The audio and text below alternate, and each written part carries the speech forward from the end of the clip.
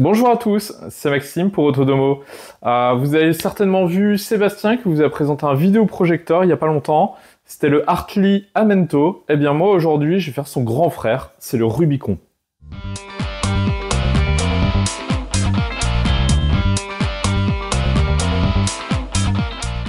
Alors on va faire le tour de boîte. Hartley c'est la marque, Rubicon c'est le nom du modèle. Et qu'est-ce qu'on a en dessous? On a Outdoor Projector. Tout simplement, ce projecteur va avoir assez de luminosité en fait pour diffuser à l'extérieur. Vous voyez un petit peu ce format, eh ben, c'est assez original en fait. On va avoir le mode poignet ici, le vidéoprojecteur on le verra après mais qui peut s'incliner et qui va tout simplement tourner sur sa base. On va avoir du 1080p natif mais qui prend en charge du 4K, du cast Wi-Fi en 5 GHz, là où on est habitué sur du 2.4, et bien ici 5 Go ça passe.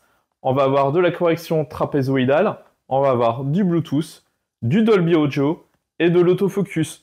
Donc autofocus plus auto-keystone, eh bien ça veut dire en fait que vous allez pouvoir le positionner un petit peu là où vous voulez et tout simplement eh ben, il va corriger son image. Au niveau du contenu, qu'est-ce qu'on va retrouver? Je vous fais vraiment un vrai déballage, comme ça vous allez voir en fait ce qu'il y a à l'intérieur. On a un câble HDMI qui fait 1,50 m, on a un cordon d'alimentation, format habitué, on va dire en 8. On va avoir une petite pochette avec des cotons-tiges, une chiffonnette, une petite carte, etc. On va avoir le manuel d'utilisation, donc comment le positionner, etc. La petite carte de garantie. Ça, c'est le socle, en fait, qui va servir de base. Et on va avoir la petite télécommande, donc en infrarouge, et qui va récapituler en fait toutes les fonctions possibles en fait du Rubicon. Et en dessous, tout simplement, on va voir ce Rubicon. Donc le Rubicon qui est particulièrement bien emballé, bien calé. Donc, je récapitule, c'est un vidéoprojecteur de type LCD qui prend en charge donc nativement le 1080, mais qui est capable en fait de prendre du 4K pour le downscaler. Alors au niveau installation, rien de plus simple en fait. Vous prenez ce socle, vous venez le mettre sur la base en fait du vidéoprojecteur, vous venez serrer et terminer, votre vidéoprojecteur donc est installé ou du moins est utilisable. Donc vous avez cette petite molette sur le côté et vous allez pouvoir le régler donc que ce soit d'un côté ou de l'autre. Alors ce qui est pratique en fait c'est que vous n'aurez aucune connectique ici, mais toute la connectique en fait va être au bas de l'appareil. Ça veut dire que vous allez pouvoir régler le vidéoprojecteur comme vous voulez. Et tout simplement, vous ne serez pas embêté avec cette connectique. Alors si on fait un rapide tour en fait de ce Rubicon, qu'est-ce qu'on va voir déjà en fait? C'est un look qui est assez original. En fait, vous avez ce mode poignet, tout simplement parce que ce vidéoprojecteur en fait est portable.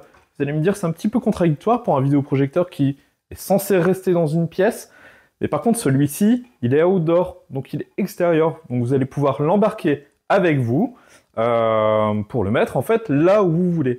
On a l'auto-keystone, donc la correction trapézoïdale, on a l'autofocus, si bien que vous le prenez, vous le posez à un endroit en direction d'un mur, d'un écran, et puis il va corriger son image automatiquement. Au niveau du vidéoprojecteur, qu'est-ce qu'on va avoir? Tout simplement déjà cette particularité de pouvoir l'orienter verticalement, un petit peu comme on veut, et puis de le tourner tout simplement. Donc qu'est-ce qu'on va avoir? On va avoir déjà un cache pour l'objectif. Cette lentille de diffusion, donc c'est un projecteur LCD 450 lumens ANC qui va permettre de diffuser donc à l'extérieur. Ici on va avoir la petite caméra en fait pour l'autofocus et l'auto-keystone. Et à l'arrière en fait on ne va pas avoir de connectique sur le vidéoprojecteur en lui-même. Les connectiques en fait vont se trouver sur la base. Je vous montre. Donc sur la base, en fait, on va avoir l'alimentation, on va avoir 2 entrées HDMI, 2 entrées USB et une prise jack. Alors, la prise jack, on verra après que c'est facultatif en fait, puisque ce vidéoprojecteur embarque du Bluetooth. À l'avant, on va avoir 2 haut-parleurs. Et vous voyez ça, Dolby Audio, ça c'est la certification en fait pour l'audio. Donc ça c'est surprenant en fait sur un vidéoprojecteur, mais vous avez 2 haut-parleurs de chacun 10 watts, plus une centrale ici en fait qui s'occupe des basses uniquement. Donc le son, je ne vais pas vous cacher, c'est un son de vidéoprojecteur, mais c'est pour moi le meilleur son embarqué en fait qui m'est permis en fait d'être testé.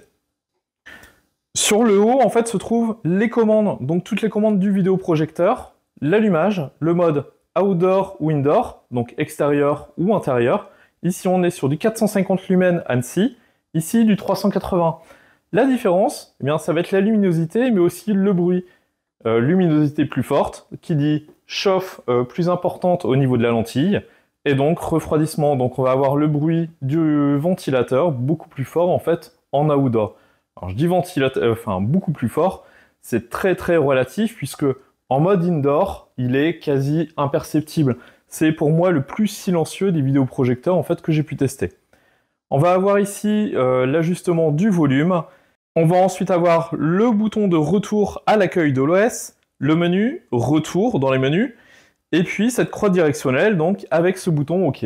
Ce qui va vous permettre en fait de naviguer directement dans les menus sans passer par la télécommande. Donc c'est plutôt une bonne idée d'avoir mis ce panel de commandes qui soit accessible en haut au niveau de la poignée.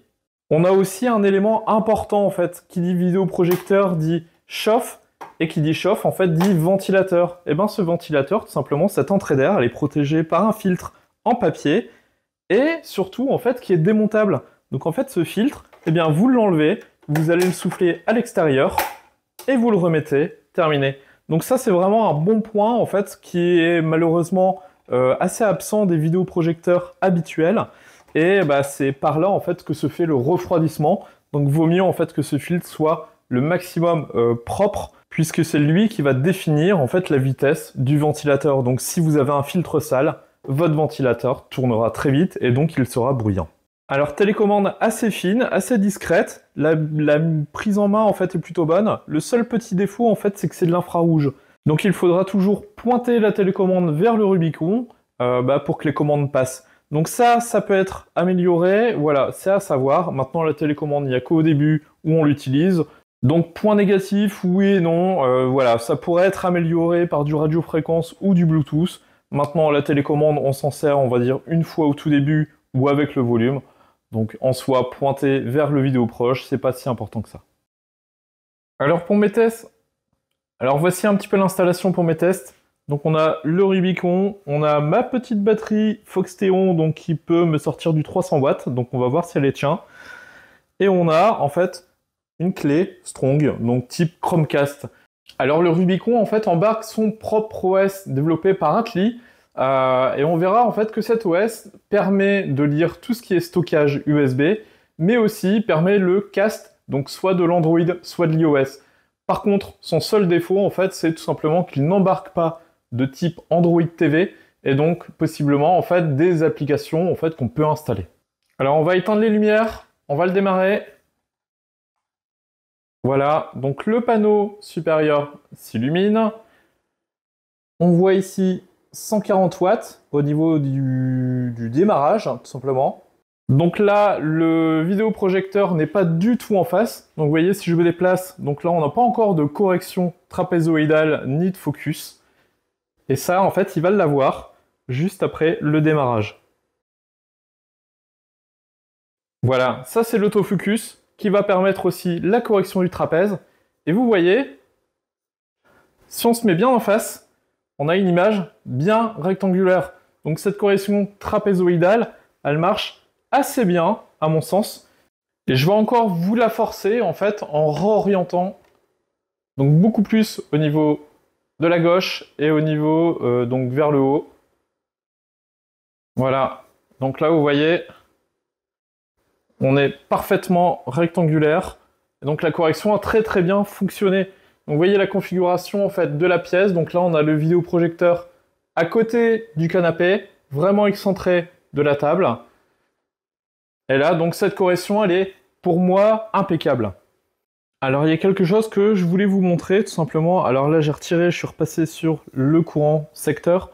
Mais il y a quelque chose que je voulais montrer, en fait c'était le bruit. Je ne sais pas si vous allez l'entendre. Mais en fait, ce vidéoprojecteur, il est extrêmement silencieux. Là, je me trouve vraiment à 50 cm de lui, et on l'entend quasiment pas. Donc c'est assez impressionnant, en fait, au niveau bruit. c'est pour moi le vidéoprojecteur en fait le plus silencieux qu'il m'arrivait vraiment de tester. Aucun problème en fait pour regarder un film à côté de lui, c'est impressionnant. Alors je vous montre une petite vue en fait ici avec toutes les lumières donc de la pièce allumées, donc à fond, et en fait on a une image très très lumineuse. Sachant que là, on est en mode intérieur, et donc si on passe en mode extérieur,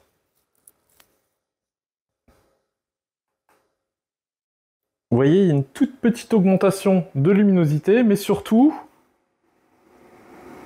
on va avoir le bruit du ventilateur, puisque tout simplement, qui dit luminosité beaucoup plus forte, dit dissipation thermique.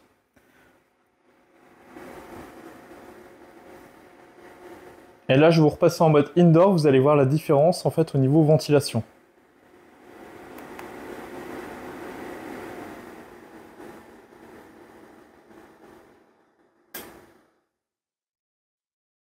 Voilà, on a eu une baisse assez notable en fait du ventilateur.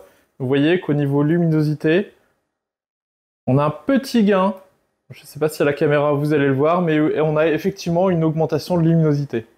Alors je vous fais une petite démo rapide en fait, puisque là on est vraiment dehors, donc vous voyez il fait encore assez clair, et pourtant donc là il est vers 20h, 20h30, et donc en fait on a encore une image qui est très lumineuse, donc voilà, mur en brique, mais vous imaginez très très bien en fait sur un mur blanc, on va avoir une image vraiment très correcte et très lumineuse. Je suis assez surpris du résultat, mais faut dire que ça marche plutôt bien en fait ce petit vidéo projecteur Rubicon. Alors au niveau de cette page d'accueil, donc c'est l'OS livré par défaut avec Artly, donc ce n'est pas un Android TV, même si derrière on sent qu'il y a un petit peu d'Android. Et bien cette page, tout simplement, elle va nous présenter donc les deux entrées HDMI. On va avoir du cast iOS, on va avoir du type Miracast. Alors Miracast c'est utilisé par Android, mais aussi par Windows. On va avoir tout en haut à droite les paramètres, et la lecture de films et de musique, en fait, qui va être stockée directement sur les clés USB. Les images, c'est pareil, et Office Suite, qui va nous permettre, en fait, de lire des documents, tout simplement, Office. Alors, un petit tour par les paramètres. En fait, on va retrouver la gestion du Wi-Fi. Donc, pour lier votre vidéoprojecteur à votre Wi-Fi, si vous voulez caster, on va avoir le cadre Bluetooth, qui va vous permettre, en fait, de gérer vos périphériques Bluetooth, tels que barre de son, casque, etc. On va avoir les paramètres de projection, donc on va avoir une projection à l'avant, projection en miroir verticale, horizontale, les deux à la fois. Bref, ça c'est important en fait si vous retournez le vidéoprojecteur, etc. ou alors vous le fixez au plafond. On va avoir l'auto-keystone, donc ça l'auto-keystone c'est la correction trapézoïdale. En fait, si vous projetez tout simplement de côté, et qui va vous régler automatiquement en fait la gestion du trapèze. Voilà, on voit quand même que c'est assez rapide et très très efficace. On va pouvoir le passer quand même en manuel, et donc on va pouvoir les régler, aller déformer tout simplement l'image. Ensuite, on va avoir la gestion de la mise au point, tout simplement, ça c'est le focus. On va pouvoir jouer avec les mises au point manuelles, donc là on va commencer à être flou, de l'autre côté c'est pareil. Et donc pour régler ça, tout simplement il suffit en fait soit d'utiliser la touche de la télécommande, soit bouger le vidéoprojecteur, donc lui va refaire son focus, son autofocus et son auto-keystone pour rectifier en fait l'image. Et donc ensuite on va avoir le zoom numérique en fait qui va vous permettre tout simplement, comme son nom l'indique, de zoomer plus ou moins fort en fait l'image. Voilà pour les réglages. Ensuite, on va pouvoir aller sur l'HDMI 1 où je vous ai branché une clé Chromecast. Tout simplement, en fait, pour avoir un petit peu de contenu, pour vous faire un peu de démonstration. Alors, ce qui est dommage, en fait, c'est que le vidéoprojecteur n'embarque pas d'applications, enfin, à vrai dire, d'OS qui permettent, en fait, de lancer des applications, d'en installer. Et donc, on est obligé donc, de passer par une clé, soit USB, où vous stockez vos films, ou soit directement une type Chromecast. Alors je vous mets une petite vidéo en fait qui est en 4K. Par contre, le vidéoprojecteur donc prend le 4K entrant, mais par contre ne le rediffuse qu'en 1080p.